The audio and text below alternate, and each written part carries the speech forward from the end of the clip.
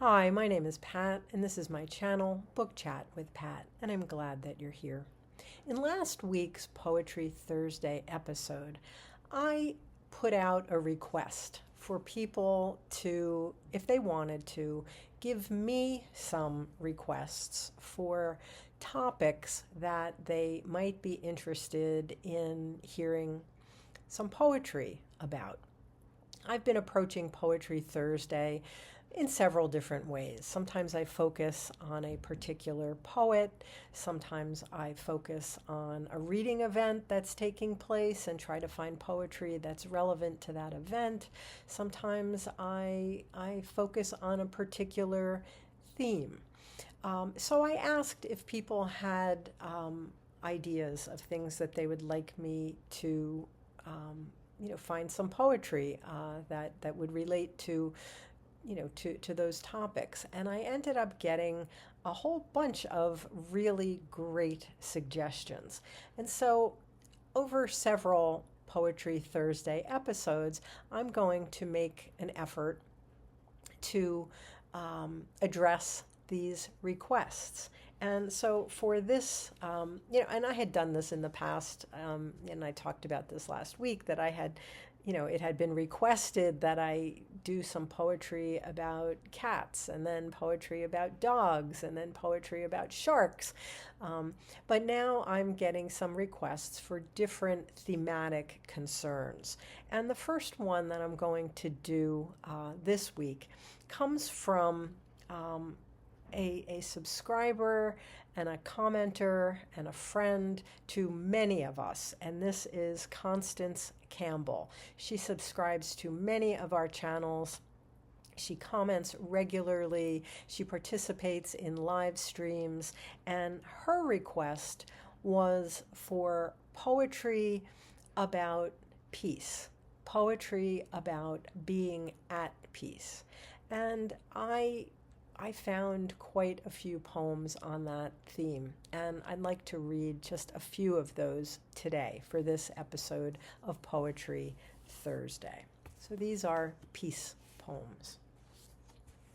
First, I'm going to read Peace by Sara Teasdale, and this appeared in Rivers to the Sea in 1915. Peace flows into me as the tide to the pool by the shore. It is mine forevermore. It ebbs not back like the sea. I am the pool of blue that worships the vivid sky. My hopes were heaven high. They are all fulfilled in you. I am the pool of gold when sunset burns and dies. You are my deepening skies. Give me your stars to hold.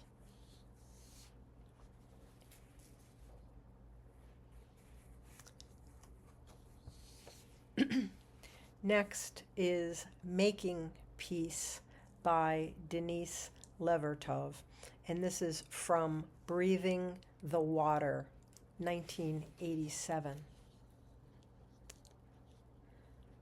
A voice from the dark called out, "The poets must give us imagination of peace to oust the intense, familiar imagination of disaster.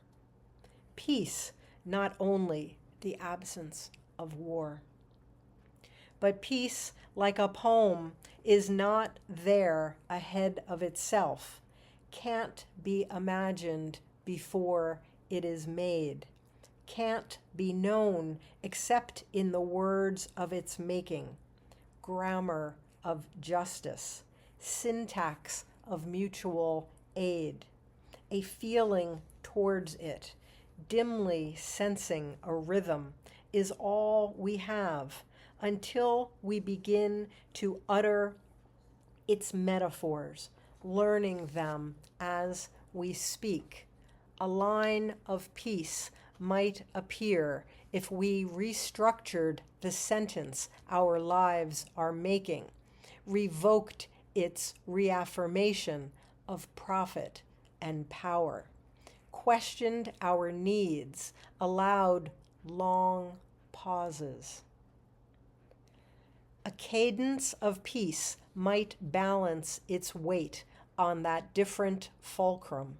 Peace, a presence of energy, an energy field more intense than war, might pulse then, stanza by stanza, into the world, each act of living one of its words, each word a vibration of light, facets of the forming crystal.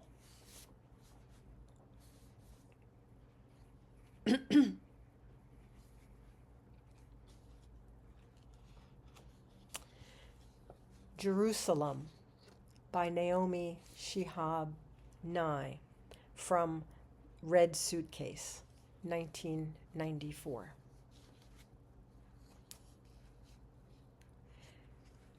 Let's be the same wound if we must bleed. Let's fight side by side, even if the enemy is ourselves. I am yours, you are mine. Tommy Olofsson, Sweden. I'm not interested in who suffered the most. I'm interested in people getting over it. Once when my father was a boy, a stone hit him on the head. Hair would never grow there. Our fingers found the tender spot and its riddles. The boy who has fallen stands up. A bucket of pears in his mother's doorway welcomes him home. The pears are not crying. Lately, his friend who threw the stone says he was aiming at a bird, and my father starts growing wings. Each carries a tender spot, something our lives forgot to give us. A man builds a house and says, I am native now. A woman speaks to a tree in place of her son, and olives come. A child's poem says, I don't like wars, they end up with monuments.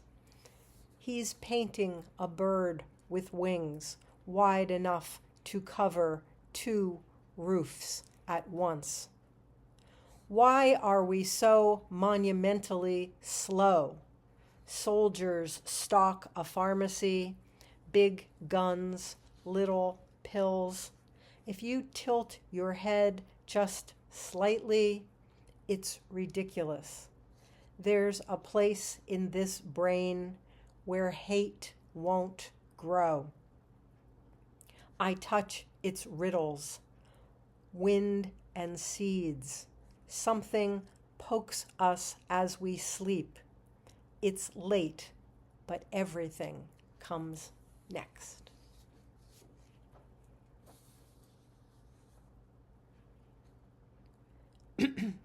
Wage Peace by Judyth Hill. Wage peace with your breath. Breathe in firemen and rubble. Breathe out whole buildings and flocks of red-winged blackbirds. Breathe in terrorists and breathe out sleeping children and freshly mown fields. Breathe in confusion and breathe out maple trees. Breathe in the fallen and breathe out lifelong friendships intact. Wage peace with your listening, hearing sirens pray loud. Remember your tools, flower seeds, clothespins, clean rivers. Make soup. Play music. Learn the word for thank you in 3 languages. Learn to knit and make a hat. Think of chaos as dancing raspberries. Imagine grief as the outbreath of beauty or the gesture of fish. Swim for the other side. Wage peace. Never has the world seemed so fresh and precious. Have a cup of tea and rejoice. Act as if armistice has already arrived. Don't wait another minute.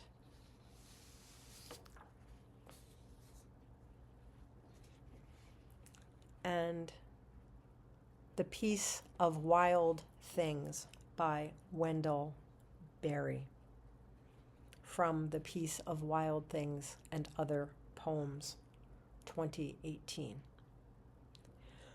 When despair for the world grows in me and I wake in the night at the least sound, in fear of what my life and my children's lives may be, I go and lie down where the wood drake rests in his beauty on the water, and the great heron feeds. I come into the peace of wild things who do not tax their lives with forethought of grief. I come into the presence of still water, and I feel above me the day-blind stars waiting with their light. For a time, I rest in the grace of the world and am free. So that's some poetry of peace. And Constance, I thank you for making this request, and I thank you for all of your wonderful comments on my videos and on the videos of so many of my friends. As always, I thank you for watching. I hope that you're doing well. I'll speak with you again soon. Take care.